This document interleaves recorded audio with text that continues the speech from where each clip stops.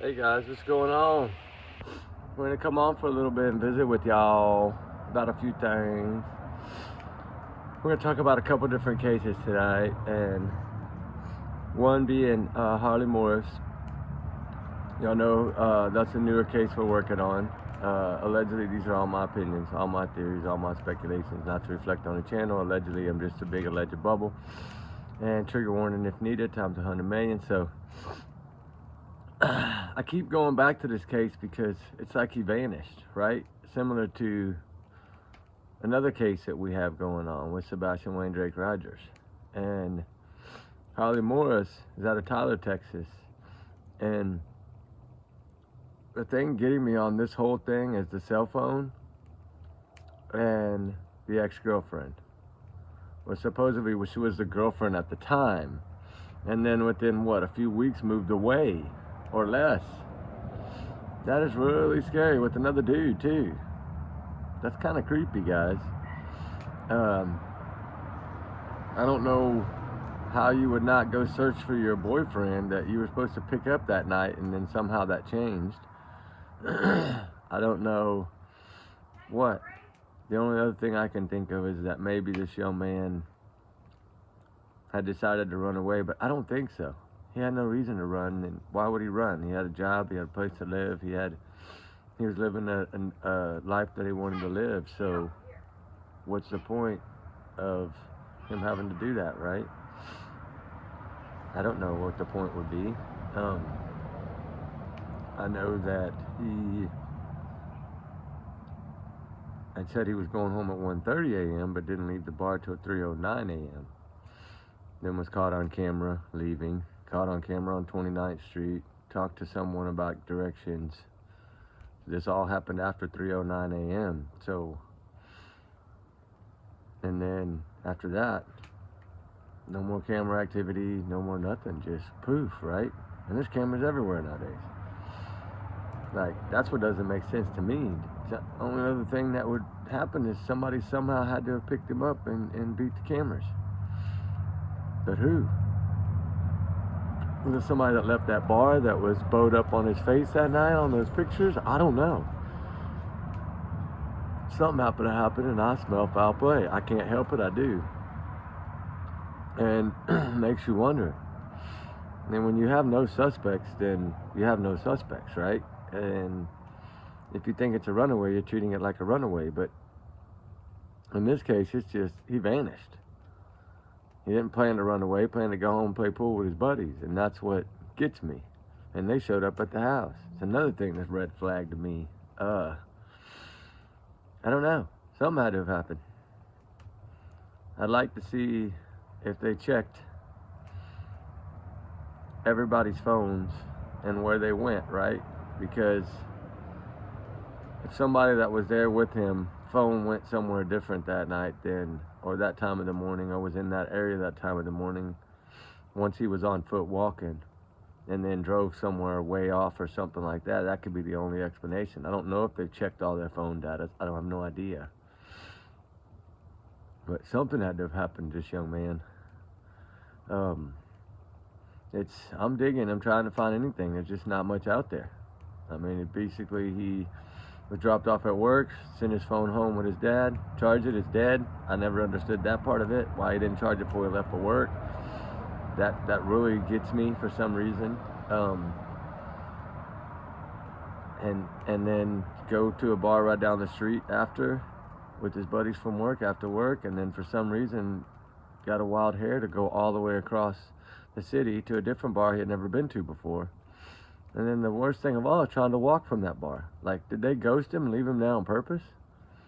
Was all this part of a setup? I don't know. But I don't know how much they investigated it, but I guess there's no signs of foul play, there's no signs of foul play. But if somebody was picked up, there wouldn't be signs of foul play unless it was in their vehicle. So, I don't know. I don't know what could have happened. I don't know if it would. I'd like to know who his ex-girlfriend's new boyfriend is that lives in Midland, Texas. I'd like to know that. See if that would hold some kind of answers. I don't know. the mom was very sketchy about how this ex-girlfriend was, you know, like packed up, had all her stuff packed up in another room and all that when she got there, which was pretty much right after he vanished. So I don't know, guys. I really don't know. I mean, I wanted to spend a few minutes talking about it. There's not, like I said, there's not much there. And until we can get on the ground over there, there's not much that I can go off of. I don't know which way he could have went, I mean, the way he was going was the total wrong way of his house, so I don't understand that either. Unless somebody from the bar said, hey, go over here, go 5 blocks and meet me on the corner or something like that. It's the only thing I can think of. But why wouldn't they just take him from there? Unless, you know, some of the guys that were going to play pool said, hey, meet me down the road a mile. And he got away from cameras and they knew. It's the only other thing. And then whatever they did, and then they showed up at his house to play pool. I don't know. There's so many people they got to vet in this that there's a lot of people at that club, a lot at 50 Grand Club. So how do you vet them, you know? Check all their phones, I like to say. Check all their vehicles. If they have GPS, if they don't, I mean, I don't know.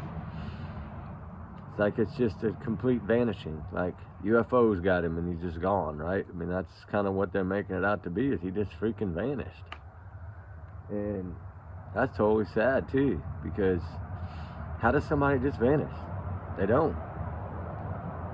And I don't know. It's tough. It's kind of just like the Sebastian Rogers case, right? And supposedly he vanished. But he vanished with no shoes on. And he didn't vanish on camera that we know of, other than the Tinkerbell video. But we don't know if that was him or if that was, you know, Mama and Grandma, your step-grandma. We don't know. I mean, it's crazy how they can just vanish. And they've both been gone. Harley be gone a year this month. Sebastian be gone a year next month. Like, right close to each other as well, they vanished. I mean, and it is just like the Caleb Harris case. 3 a.m. in the morning. 3 a.m. in the morning. Last Snapchat, 3 a.m. in the morning on the bridge. He vanishes. I don't know. Is there somebody that's doing this in Texas and they're going around college towns? And I mean, think about it. He was right by the college campus.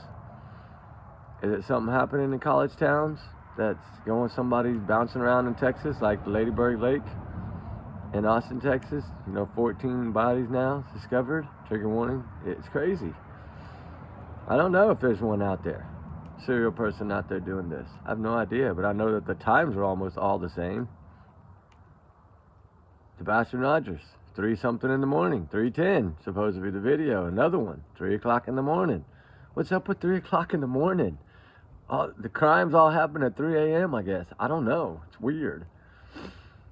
There's a lot of things similar to these cases. It's really weird. I mean, I'm not saying the Texas ones are related to Sebastian. No, I'm not saying that, but I'm just saying the times. 3 a.m., it seems like the witching hour or something. I don't know. Something's going on at 3 a.m. People are vanishing off the face of the earth at 3 a.m. All over the place. And only one's been found, Caleb Harris. But the way they did it, it didn't look like he was supposed to be found. He was found in a pumping station. So I don't believe that they intended on him ever being found, because there was a big search on that island, and it wasn't a big area they had to search for him either. And right by the campus, just like Harley Morris, right by the campus. 3 a.m. Sebastian Rogers, not by campus, by high school though. 3 a.m. Tinkerbell video. Just crazy, guys. I just wanted to go over that because it is really weird. Look at the Idaho 4.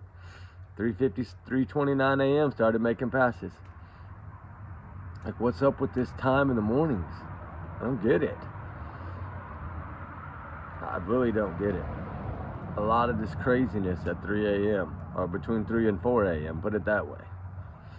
But the Harley Morris and Caleb Harris was around the same exact time. 3 a.m., 3:09. Sebastian Rogers 3:10 video a.m. All of them were boom, boom, boom, right in a row. Within minutes apart. That we know of, minutes apart. I mean, we know that the last snap for Caleb Harris was at 3 a.m. We know Riley Morris was last seen walking out of that 50 Grand Club on surveillance at 3:09 a.m. Last seen around probably 3:20, I'm guessing, on camera, on the ring camera, a.m. And then Sebastian Rogers between 3:10 a.m. and 3:30 a.m. Dinner's reported missing at 6:33 a.m. Left the restaurant at 6:30 p.m. Wow, that's crazy. I don't get it. What is this, the 3-6 serial person or something? It's weird. I don't know. It's hard to understand because if it wasn't so close in time, right? It's weird how they're all that close in time, including Idaho 4. Which, I mean, he left something behind with DNA, and he left more DNA than that, I believe. The fingerprints, the shoe prints, all that's going to come into play in court with Brian Kohlberger's case. I do believe that. I think they got him. I think they pinned it down to him with the car, the cell phone, fake footprints, fingerprints, all that good stuff. But no telling what was in the car, no telling what was in the house. They got him with gloves on. So, I mean, come on. You don't get busted no better than that. Doctor gloves on, sorting trash and Ziploc baggies. I mean, come on. That's a clear bust. Man, I wonder if they could see through those windows and saw him in there with them baggies. They're like, oh my God, we got to go now. We know they've been watching that house for days, weeks, probably since he got there. Probably have video of everything he did for the whole 15 days, which is going to help a lot in court, I'm sure. Him scrubbing that car, cleaning that car like he never cleaned it before. Yeah, it's going to be tough. Going to be tough. I mean, it's going to be tough for his side. I think they got way too much. I think he did it in so fast. That was the problem. He did it in such a fast hurry that he left so much behind. And I think the surveillance footage is going to do him in. I think we know that what was it? I think that's off the tip of my head. I think it was 3:29. He was seen AM, and then that he was making passes like 3:29, 3:52, 3:38. Then at 3:45 AM at another surveillance camera at the store, and then 4:05 or 4:06 AM parked, and then. What was it? 4:14 AM was the first dog bark. 4:14 and almost 4:15 was the thud. Then another dog was at like 4:17. I think that's when he was leaving or fighting with Ethan Chapin. Bless his heart. And I think that threw him for a loop, and that's what wore him down, and that's why he wasn't able to finish, is because he was too exhausted from Ethan. I think there'll be a lot of DNA under his fingernails. We know he was scratched up, most likely. We know Xana fought back really well, so I'm pretty sure between her and Ethan, somehow he had there something. I know that they said that the body was photoed. Now it's coming out that he might have actually confessed, and they're trying to get the confession thrown out due to Miranda rights, which I don't think will work, because you talk on your own free will, that's your own free will. I don't know. There's so much on that case that I think they got him pinned down. I really do. And I know that I don't believe this is his first time. I think one of those other cases really involves him, and I want to dig on that later, but I want to wait till trial to see what else comes out, so then we can kind of compare those other cases to this case and get more. Besides, you know, everything is gag ordered and sealed, so we're not seeing much of all. We're just seeing what kind of came out in the beginning. And now this new stuff that they're trying to present, they're trying to get DNA thrown out because they know without that, it's probably a shut and closed case. His DNA is not going to lie. Sorry, it doesn't. Especially a shoe print. Shoe print matches that shoe 100%, and that's it. I mean, especially the connections of the phone to the Blue Smurfy. If that turns out to be 100% legit, then, which was a slip, but if it turns out to be 100% legit, there's no getting around that. Cell phone DNA now solves more crimes than anything. That's what happened in the Suzanne Simpson case. Cell phone DNA, it's what got him, the cameras. And they arrested him without a body. They're charging him without a body. His bail was $2.5 million, $3 million. I mean, they knew. They didn't even give Brian bail because it was college students and it was a college town, and they had too much evidence. If they wouldn't have had enough evidence, he would have got bail, and he would have got out till trial. That's the way I look at it. If they have enough evidence, you're not getting out. And usually when they deny you bail, they got way too much on you. And of course, they're not going to let that out. We're dealing with that in Sebastian Rogers' case. They're not letting out anything either. And it's because they have to hold it close to them. They have to. They have no choice. They have to save that for trial, for that one shot that they get. And I do believe that. And I know a lot of y'all aren't watching the Jay Slater thing. Some of y'all are, some of y'all aren't. It's a very interesting story because this young man, I believe, was set up from the start when they had to beg him to leave his house. And we're trying to use technology on that case, right? Drone data and dog sniffing, tracking data, and to try to see if we can pinpoint people in that area with cell phones, you know, because now your drones, you can find the reason that they look for these missing people nowadays with like the one on the mountain, cell phone and drones. I mean, that's what picks them up. Or satellite imagery that picks up cell phones, right? I mean, the pings, that's what we all look for. And people don't realize how many things ping your phone, especially how much data now you can use to find a phone, right? Look at the Find My Phone app. I mean, there's so many things out there. And now these new smart drones, my gosh, you can find anything. And it's crazy. It's you know, it's just nuts. But the Sebastian Rogers case is just mind-blowing, just like the Harley Morris case. Absolutely mind-blowing. Summer Wells, mind-blowing. Nothing. Right? Like, only in Tennessee do you get nothing. That's how I see it.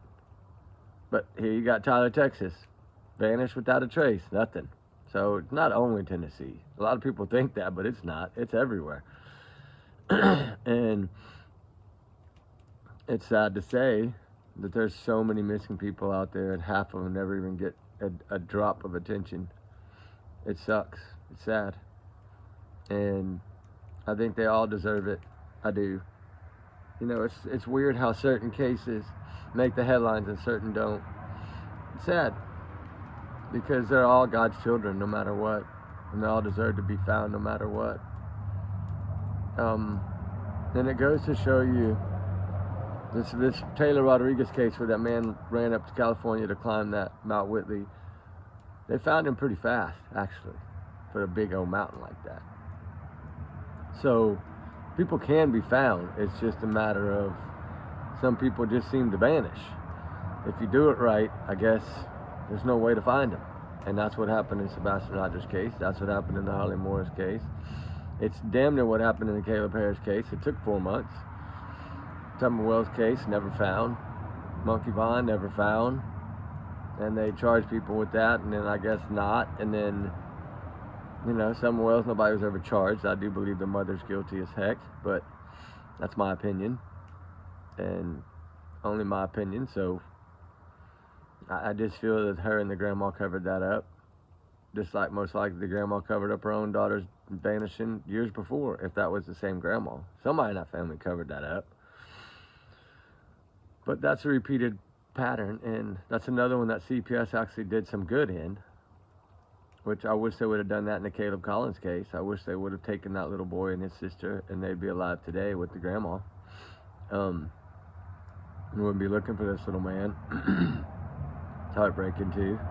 It's just so many of them out there, guys. So many. But, you know, I did want to spend a little time to talk about all of them tonight because I feel like they all deserve it. And